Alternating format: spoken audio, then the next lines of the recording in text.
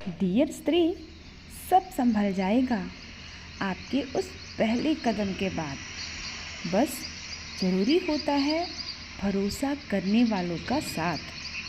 अगर हमारे आसपास ऐसे लोग होते हैं जो हम पे भरोसा करते हैं, जो हमारी खूबियों को पहचानते हैं, जो हमें प्रोत्साहित करते हैं, तो हमारे काम करने की स्पीड दोगुनी हो जाती है। हम अपने हर एक काम को और बेहतर तरीके से कर पाते हैं। इसलिए कोशिश करिए अपने सराउंडिंग को पॉजिटिव रखने की और ऐसे लोगों के बीच रहने की जो आप पे भरोसा करते हों, जो आपको प्रोत्साहित करते हों, जो आपकी खूबियों को पहचानते हों। तो आज के दिन की शुरुआत हुई पर्यायवाची शब्दों के साथ। कल मैंने तत्सम और तद्भव पूरा कंप्लीट किया और आज शुरू की हूँ पर्यायवाची शब्द। और अब जहाँ पे कल का वीडियो छोड़ा था वहाँ से शुरुआत करते हैं। कल मैंने आपको मॉर्निंग तक का रूटीन दिखाया था। कल संडे था तो हमने ब्रेकफास्ट में फ्रूट्स लिए थे, बनाना शेक लिया था और उसके बाद मैंने थोड़ा लेट लंच बनाया। वैसे मैं दोपहर में बनाने का सोच के रखी थी, लेकिन बच्चे छोटे हैं तो उन्हें समझ में नहीं आता, वो खाना खाना मांगने लग गए, तो इसलिए मैंने फिर स्टार्ट कर दिया था 11 साढ़े 11 बजे के लगभग।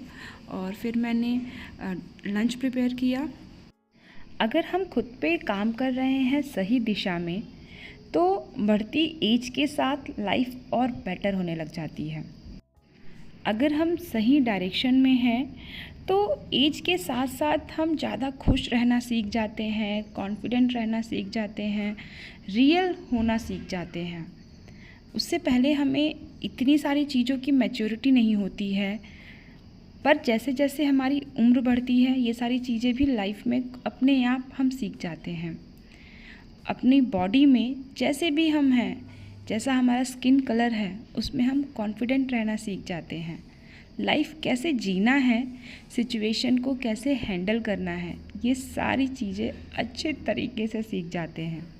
बस ज़रूरत होती है खुद पे सही डायरेक्शन में काम करने की। अब ये नहीं कि हम किसी का भी सुन करके, कहीं से भी देख करके बस किए जा रहे हैं। हम सबकी सिचुएशन अलग होती है। थोड़ा सा स्मार्टली अपनी सिचुएशन के हिसाब से अपनी चीज़ों पे काम करना ज़रूरी होता है। मैं भी अब बस कुछ ऐसे ही कर रही हूँ। अब तक मैं लखनऊ आई हूँ तो कुछ ऐसी सिचुएशन बन जा रही थी कि मैं पढ़ाई पे उतना फोकस नहीं कर पा रही थी, क्योंकि रिलेटिव्स परमानेंट आते रहते हैं, कोई ना कोई।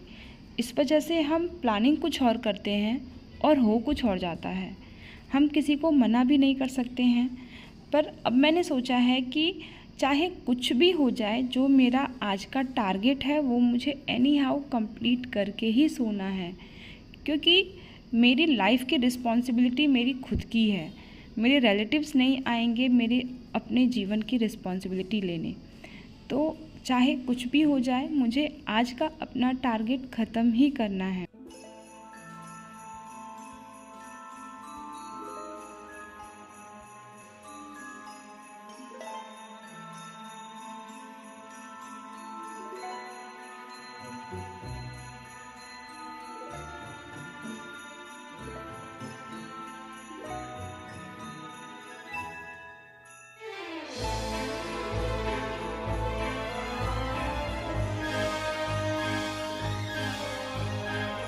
सो लेडीज़, अब टाइम है खुद को इम्प्रूव करने का, खुद की एक पहचान बनाने की, अपनी वैल्यू बढ़ाने के लिए खुद को, अपनी स्किल को इम्प्रूव करिए, अपने नॉलेज को इम्प्रूव करिए।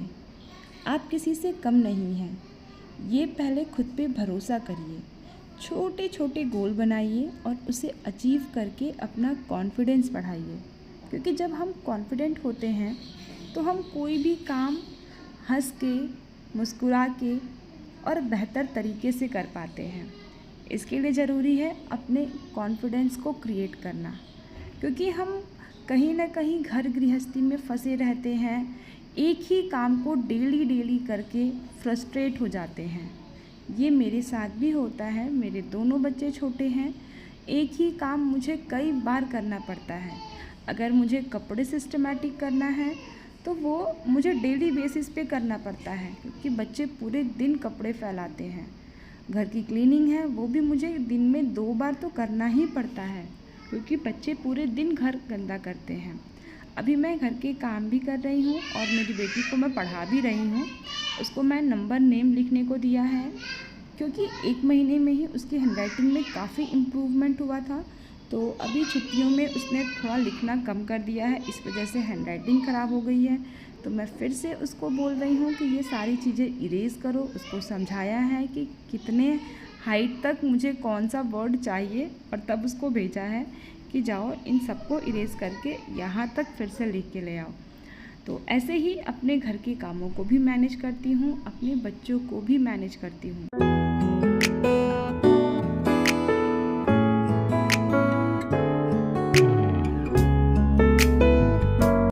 और अब लंच करने के बाद मैं अपना किचन भी क्लीन कर ले रही हूँ, बिकॉज़ अभी गर्मियों की वजह से ड्राइनेस बहुत ज़्यादा है।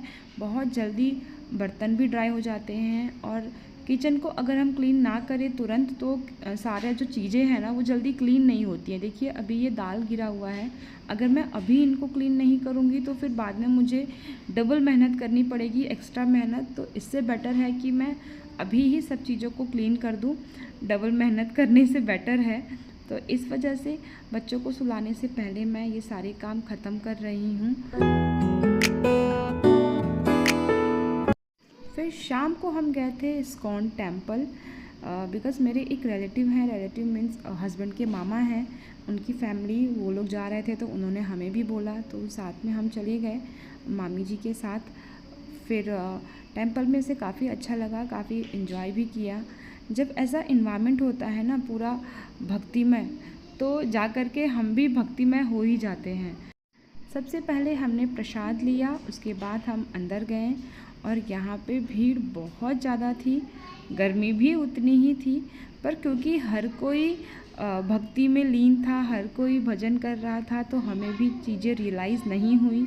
देख करके काफ़ी अच्छा लगा। और लखनऊ का ये इस्कॉन टेम्पल है, मैं यहाँ पे अभी फ़र्स्ट टाइम गई थी, इस वजह से मुझे भी देख के काफ़ी मज़ा आया। हस्बैंड ने बच्ची को अपने शोल्डर्स पे ही बैठा लिया, वो भी काफ़ी इंजॉय कर रही थी।